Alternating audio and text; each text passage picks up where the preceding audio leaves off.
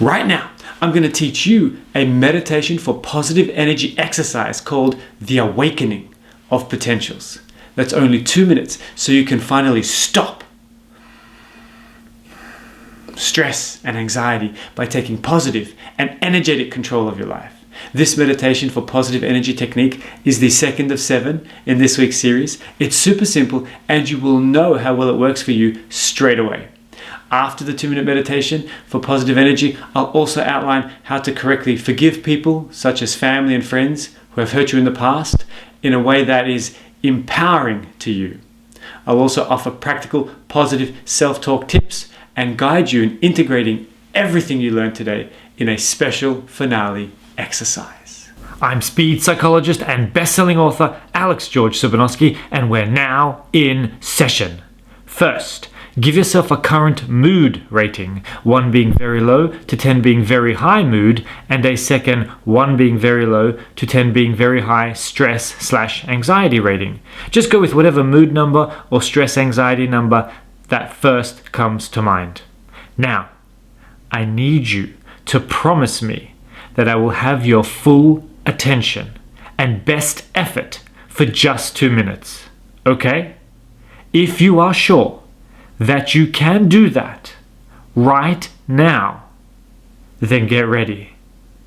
Also, please note, make sure you are in a safe place, and if you feel unusually uncomfortable during any exercise, stop immediately and go have a drink of water. So, are you ready? Really? To feel better? Just 2 minutes from now. You sure? Great. Let's begin. Sit up tall, shoulders back, head up, and close or shield your eyes if safe to do so. Now follow my simple instructions. Breathe deep, be strong, focus all of your attention on relaxing into the rhythm and flow of these meditative rhymes that grow into your awakening. Time now to awaken and adapt to potentials that had been forsaken and untapped, wrapped in cotton wool despite being full of promise.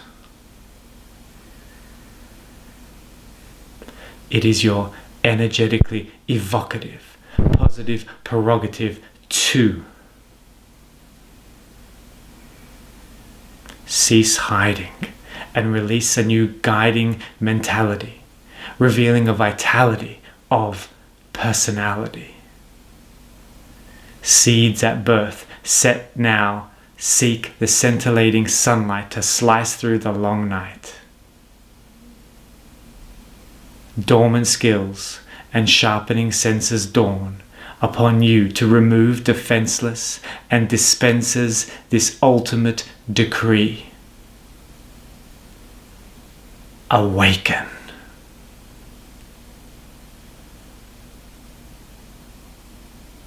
Now allow an intense new insight, a life change for immediate use will come in 3, 2, 1. There it is.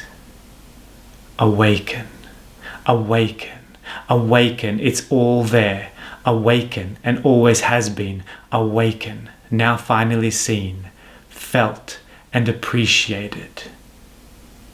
Awaken. That's right.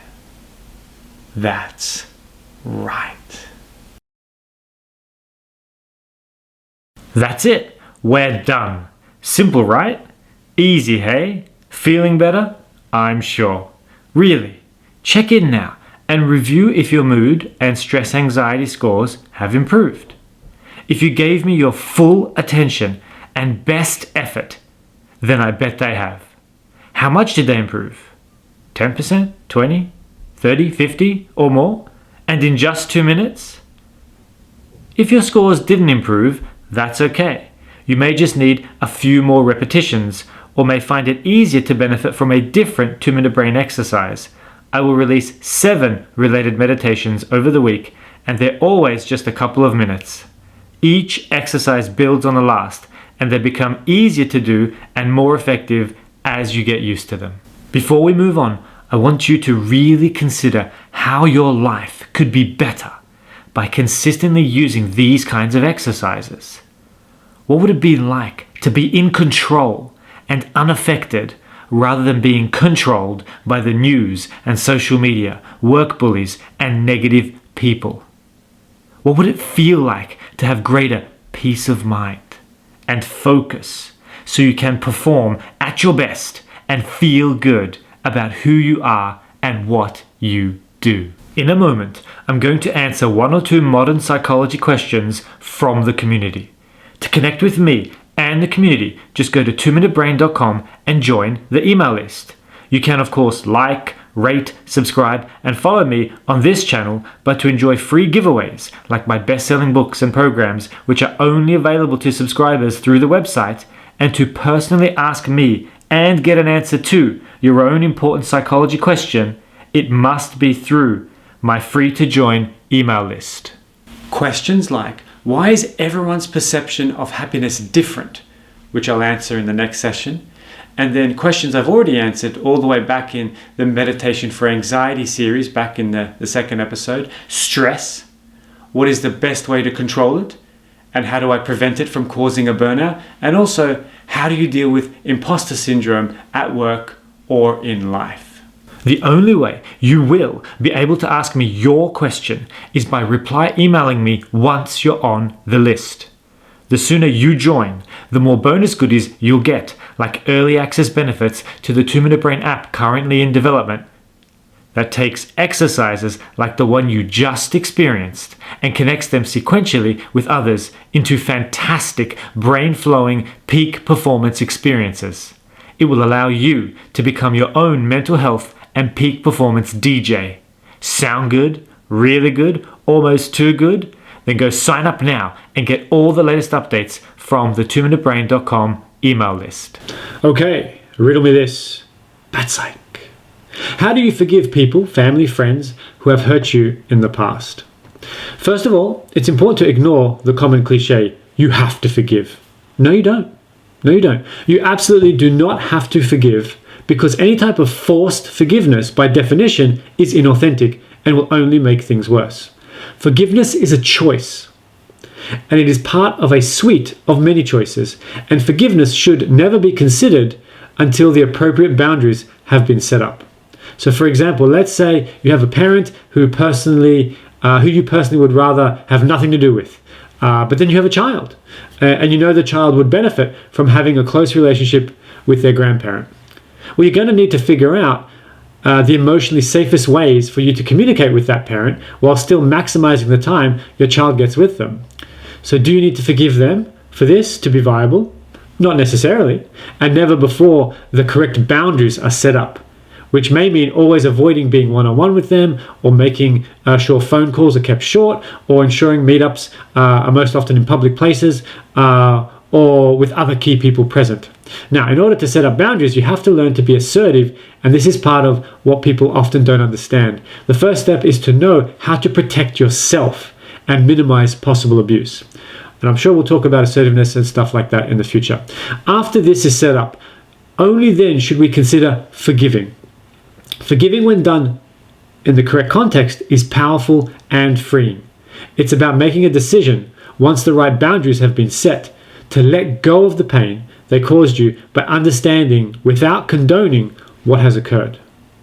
To do this, it is useful that the other person's point of view is considered by you, the life they have had, considering their strengths and weaknesses, and the reality that we are all flawed individuals.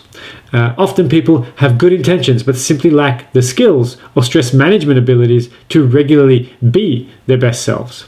Often people literally don't know how to communicate well and be calm and kind when feeling pressured.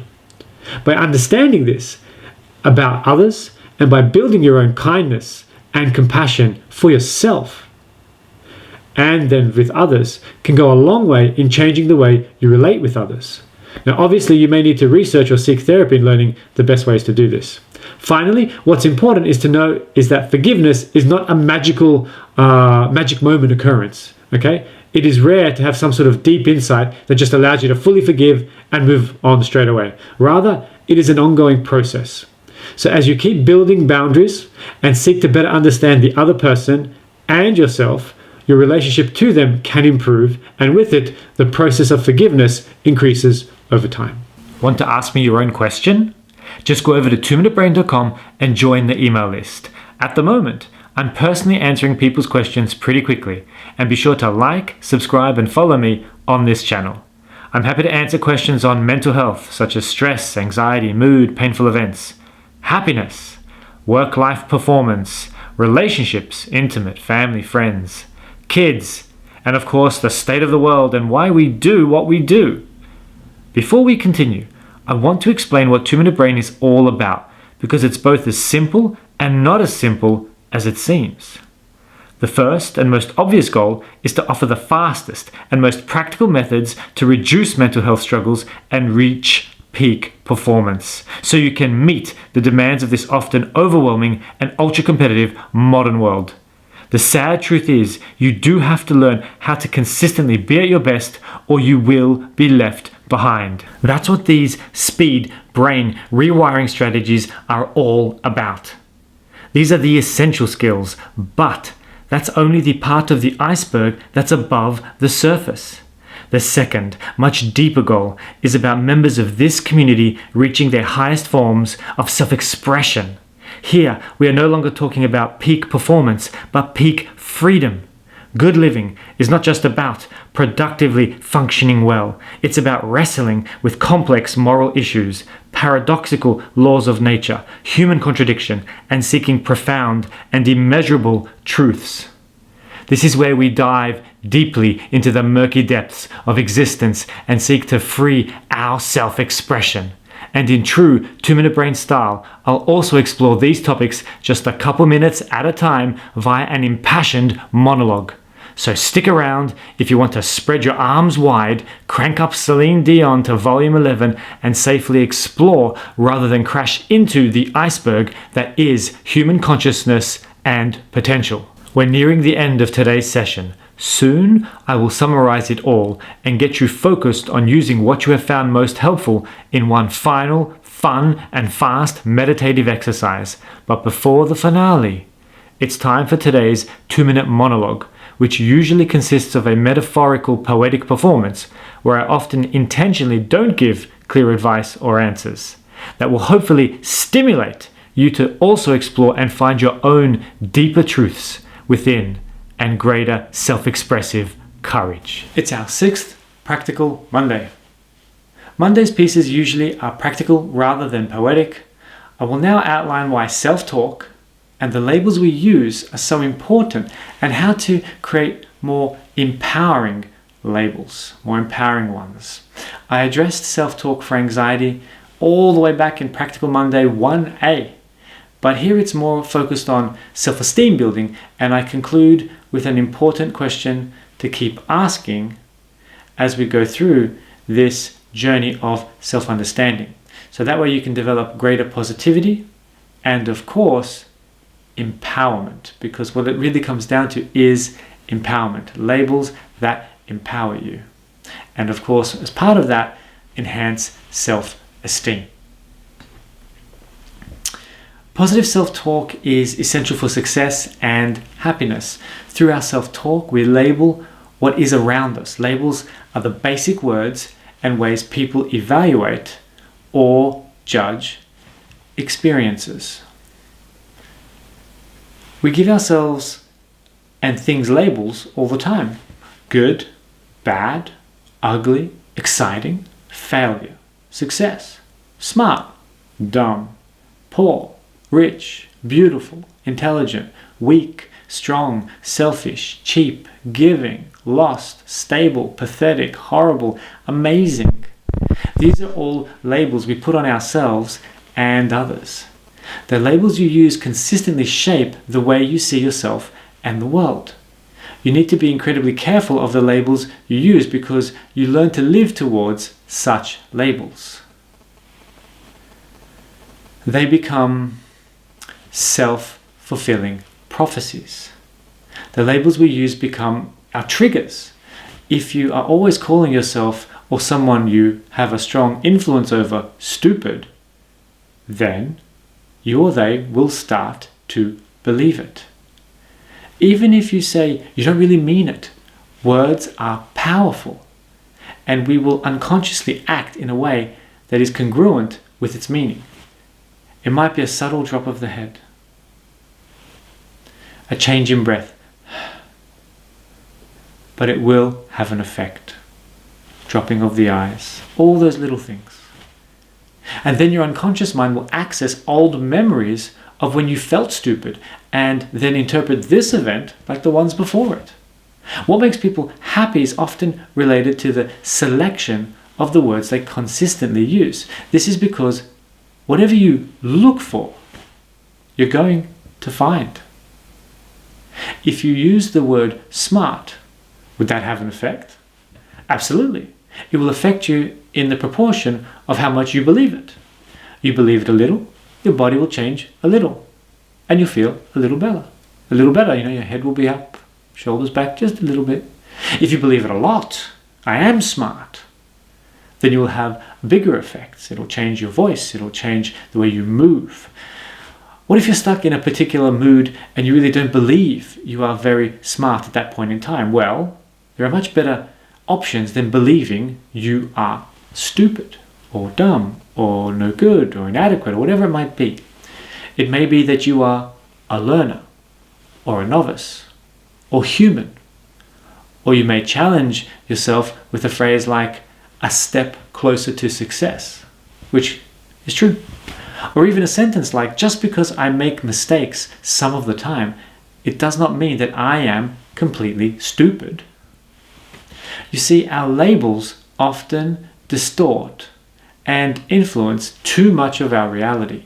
Stupid is a generalizing word. You look through it as if it applies to everything.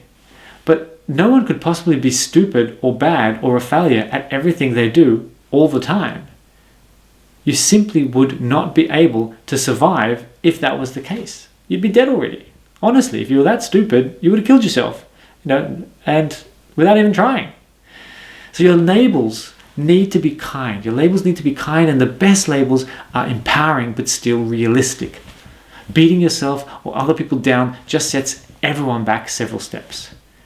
They must be kind because your labels become part of your identity. So, be very careful of the labels you accept, the labels you reject, and your definition behind the labels you use. Everyone's definition of a word is different, so be aware of that. Good. If you're having fun, make sure you like and subscribe and follow this channel, and also go to 2minutebrain.com and join the email list. Now, let's bring all of it meaningfully together in an integrative exercise that will conclude today's session. Sit up tall, shoulders back, head up, and close or shield your eyes if safe to do so. Now listen and follow along closely. Awaken. Cease hiding and release a new guiding mentality, revealing a vitality of personality. Awaken. Awaken. Now consider what you learned today about how to deal with those who have hurt you in the past and whether you should forgive them. Things like setting appropriate and assertive boundaries. Understanding that if you choose to forgive, that it is a process, and that building your own kindness and compassion for yourself can go a long way in changing the way you relate to others. Or something else. Also now consider what you learned today about positive and empowering self-talk. How you choose to label yourself and the world will determine your experience of it. You always have a choice to learn and grow from mistakes, and enjoy more success in order to create more powerful and meaningful self-fulfilling prophecies, leading to a more vibrant identity. Or maybe now reflect on something else that occurred to you throughout our time together. Of all these things, what most struck a chord and feels right? Envision how you will use this now and in the future. And notice how you will have changed looking back on this moment and the next, all the way until you are where you wish to be. Allow all the lessons now to come together, to ripple through you, and now changed back out into the world. That's right. That's right. To connect with me and the community, just go to 2minutebrain.com and join the email list. You can, of course, like, rate, subscribe, and follow me on this channel, but to enjoy free giveaways like my best-selling books and programs, which are only available to subscribers through the website, and to personally ask me and get an answer to your own important psychology question, it must be through my free-to-join email list. Questions like, why is everyone's perception of happiness different? Which I'll answer in the next session. And then questions I've already answered all the way back in the Meditation for Anxiety series, back in the second episode. Stress. What is the best way to control it? And how do I prevent it from causing a burnout? And also, how do you deal with imposter syndrome at work or in life? The only way you will be able to ask me your question is by reply emailing me once you're on the list. The sooner you join, the more bonus goodies you'll get, like early access benefits to the 2-Minute Brain app currently in development that takes exercises like the one you just experienced and connects them sequentially with others into fantastic brain-flowing peak performance experiences. It will allow you to become your own mental health and peak performance DJ. Sound good? Really good? Almost too good? Then go sign up now and get all the latest updates from the 2minutebrain.com email list. And I'll see you, all of you, whether you believe it yet or not, in our next session.